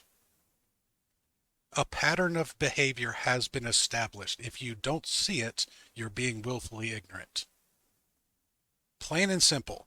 The arbiter's job specifically stated is that the arbiter is engaging in risk management on behalf of Dagger here and will make decisions with an eye to player safety. That doesn't mean that it's all about player safety. It's all about risk management. Everybody on that ban list is a risk to this organization, and they have been dealt with accordingly. If you don't like it, make a different system. You have the power, but this is the system you have in place right now. You have to abide by the rules. The rules do not preclude themselves for one individual. Everybody is answerable to the rules as written. They were followed, plain and simple. The argument doesn't track. Sorry, I am done. Ericos, did you have anything further? I know that was still your hand. If you review the recording, there was one point in the history that I disagreed with. Everything you said, Timorin, was accurate. There was one thing in the history, as Reacher described it, that was inaccurate. I'm sorry if I spoke over what point you were trying to make, Ericos. I was responding to the point that you had made before. Everything you said, I agree with. Yeah, because I've been involved with the arbiter since day one. And anybody that doubts that, I will show you the original documentation that was all done leading up to the Eritari making their own decision on how the arbiter was done. You guys know that I gave you a 14-page document, and you had something else in mind, which was well within your power. you made the system, and I honestly think that it does actually work. It's never been given an opportunity to really float itself because people sit there and they go, I don't trust it. If you don't trust it, don't play the goddamn game. There are so many other games you can play that have other systems in place. Sorry, I'm a little bit heated on this because I've literally put, ask us to go play other games. if you don't, Guy, if you Guy, you're the president of the fucking game. yes, and if Please you do don't, that. if you don't want to play by the rules that we have set want forth, rules. go someplace Are you- else. I want rules that work, and our system is not working. I don't think anyone here says the system is working, except for maybe you. And I think that if all of the chapter council is here upset, I think it's fair for us to review them. How can we do that in a reasonable way? Because we're coming up on 2 hours, and this is no longer reasonable. Okay. I'm going to let everybody else talk for a minute because I've been blasting. I will get with you I would back like on to that, hear Alex. Damien. Huh?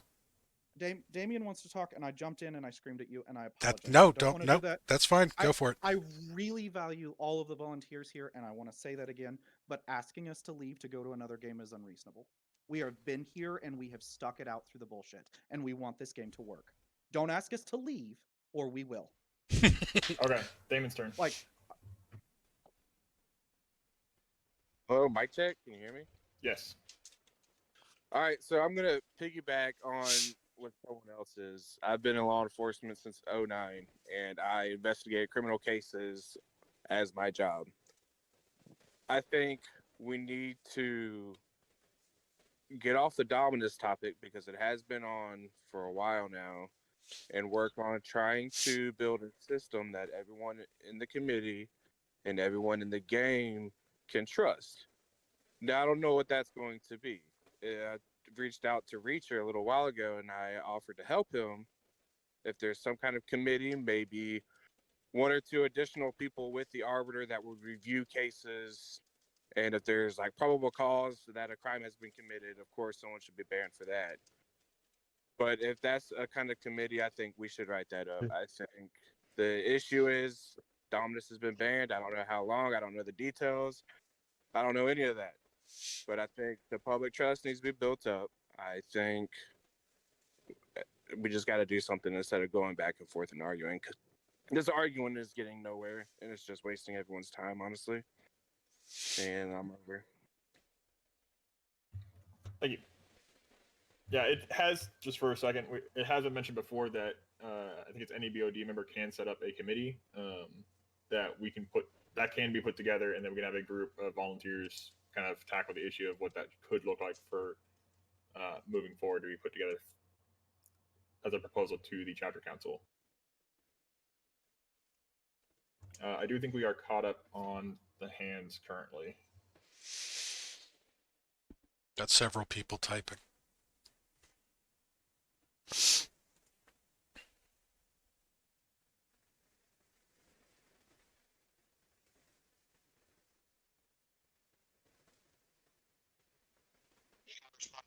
Point for a second. Yeah, go ahead.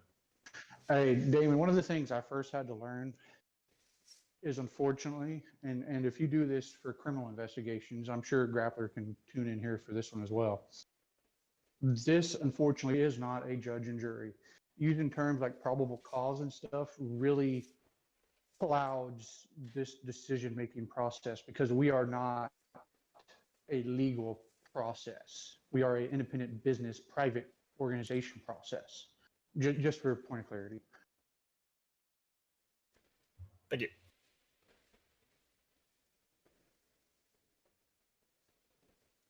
Yeah, if I may, there's no beyond a shadow of a doubt or preponderance of evidence. Well, it is kind of preponderance of evidence because it's whatever's brought forth, and then you have to assess behavior patterns that are seen.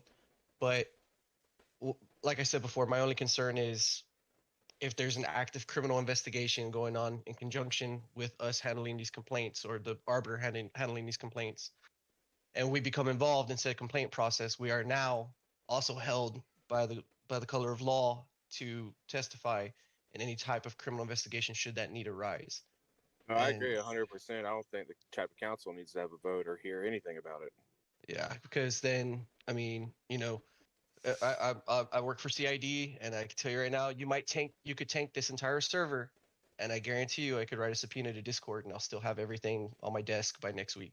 So, whatever we're doing here, whatever we're saying here, could also be used as evidence. So understand that, people.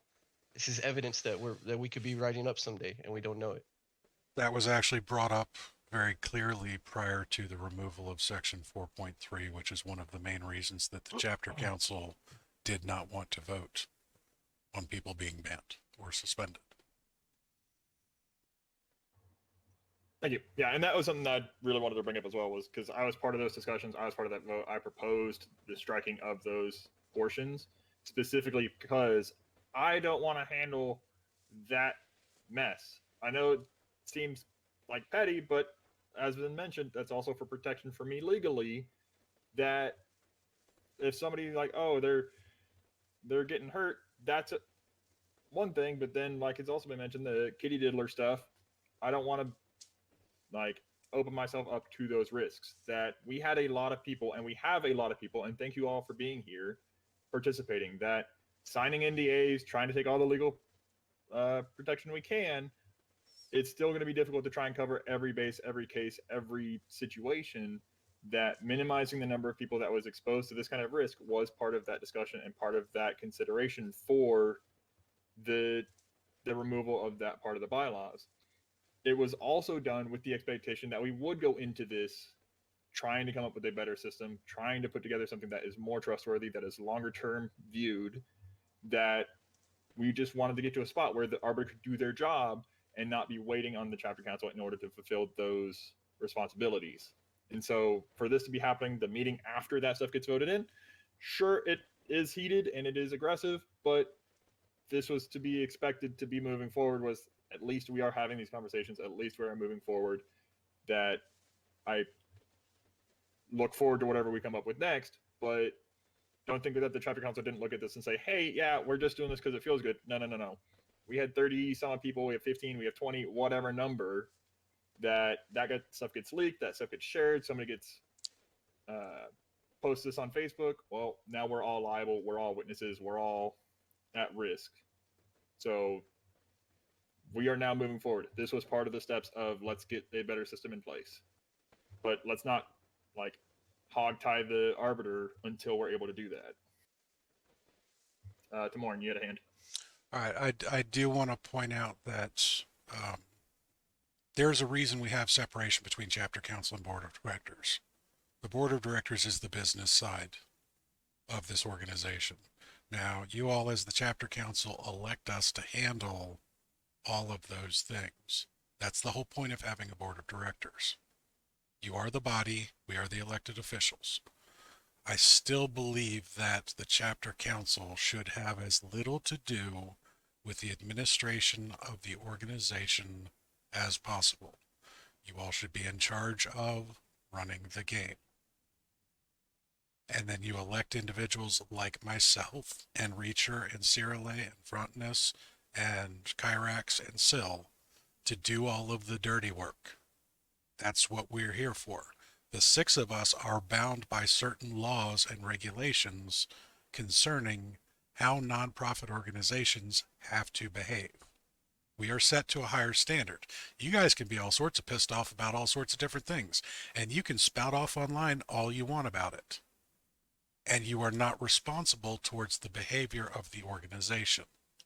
The 6 of us are. That's what we do.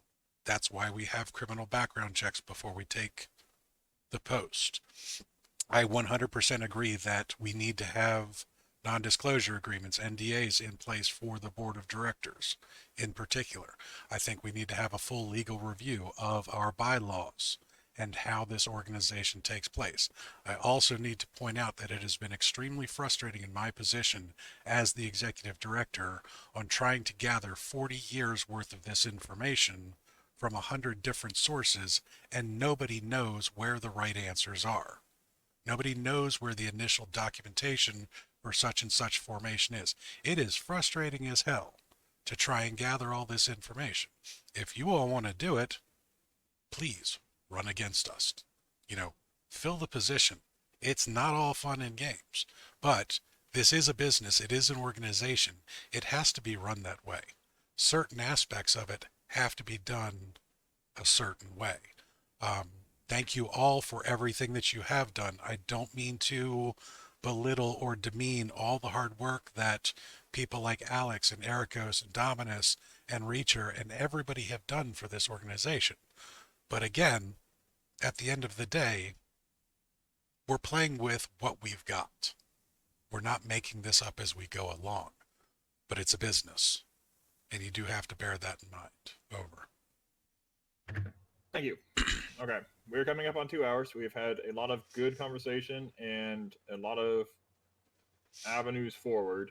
I know that there are a lot of people that still have opinions that they would like to get out one way or another, and we're still having good chat. But there are committees that have been put forth. I know Reacher had mentioned that they're all for having a committee. Timorna is also willing to do it. Cyrilla's got one going that if we're looking to continue those conversations, it may be better done in those committees where we can write what will be proposed to the chapter council and then enacted. Because as far as I'm aware tonight, we can try and do what we can to sway opinions, but that's really about all we get. So if you have interest in participating in either one of those committees, either the one for establishing procedures for the chapter council as far as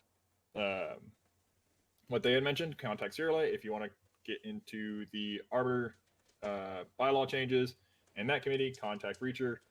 They will be putting that stuff together and putting together the next meeting for those. Does anyone else have anything else they would like to bring up or discuss?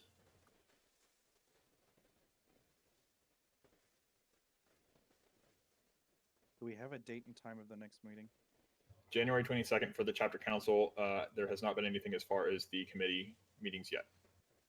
I think that's up to the different board directors to set up. Yeah, we'll have to have our own meeting, and then we'll get back to you on when the committees are going to go. A lot of it's going to depend on who volunteers for what posts. Right. I just want to make sure I was clear whenever I say either any date for any of that. I see a hand from Hodor. Go ahead. I do have a quick question. What type of organization, tax purposes, are we? Because I do want to get a funding proposal started, sent out to the Director of Finance, so that we can go and talk to a lawyer about our bylaws and the arbiter position to get it reviewed. And I know we need money for that. Okay, I believe we are currently registered as a 5013C. I'm not positive. Okay, can we get a confirmation on that? Yes, we can. Thank you so much. That is my only thing. Hodor, you can actually either reach out to me directly or Tim Burgess, Kyrax, Director of Finance, with any information, and we'll coordinate with whichever, law firm or whatever we need to. Awesome. Thank you, so. Yeah, Alex, you had a hand? I'm Timorn. I messaged you about something earlier today. I don't know that I want to say it on the. Yeah, I won't open it while I have the recording going. No, that's not what I'm saying. I made unsolicited advice on maybe getting a PO box. Correct. Is that being handled? I think that needs to happen. That is being handled. The only thing that's actually holding it right now is, even though I'm not Director of Finance, I do know that the banking institution that we were originally using through Eritari has been giving us some difficulties shifting to the Director of Finance. I believe Ericos had control over it before, and he's done everything in his power to get them to transfer it. I think it's just the organization has been problematic about it. So until we do, we haven't made any spending decisions, and that would be a spending decision. Okay, it is important to me that we protect our national officers.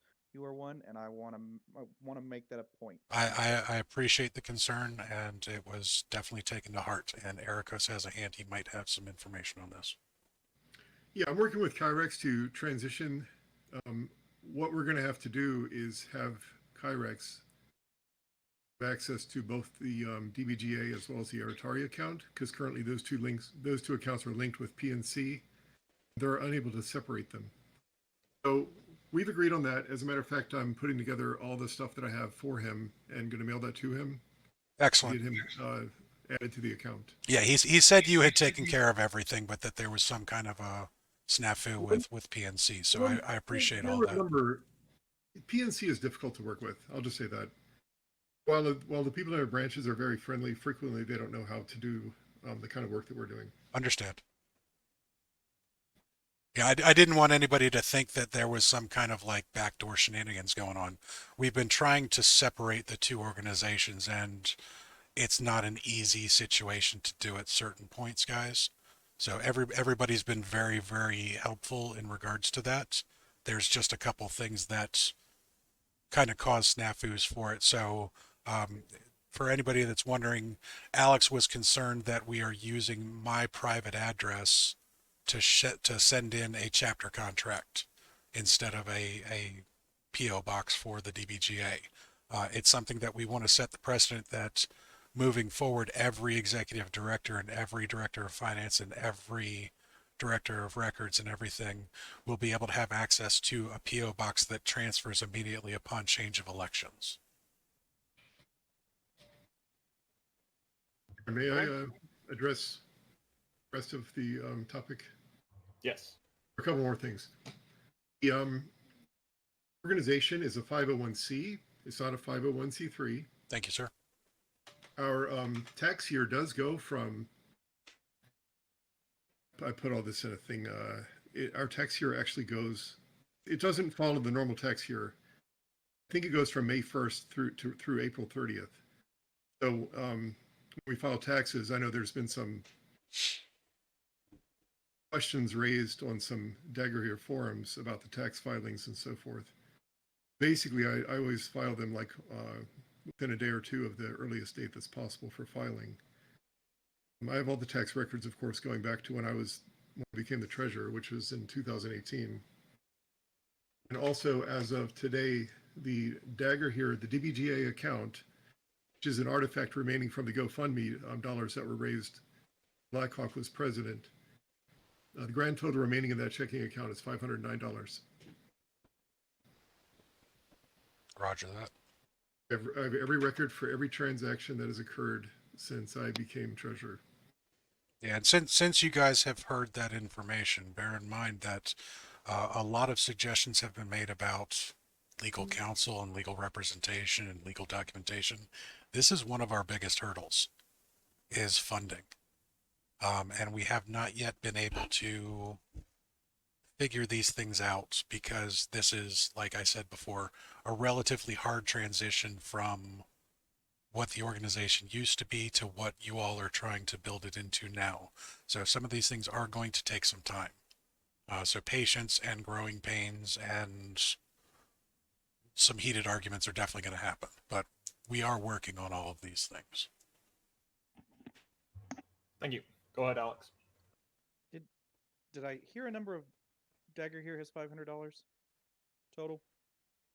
DBGA Inc. has $509 remaining in the bank account. That's remaining from the GoFundMe that was done a number of years ago by Blackhawk. I believe that dates back to 2017 or 2018. And that's all the funds that National Dagger Here has to work with. That's correct. We should get some fundraiser. We'll have to discuss this at a later time, guys. This rabbit hole could take hours. Could be another committee. It really needs to be another committee. It does, but prior to forming said committee, we actually need to get the transfer of counts taken care of. That's what's holding us up on that account. Okay. There has been a motion to adjourn. Do we have a second for it, or do we have further topics for discussion?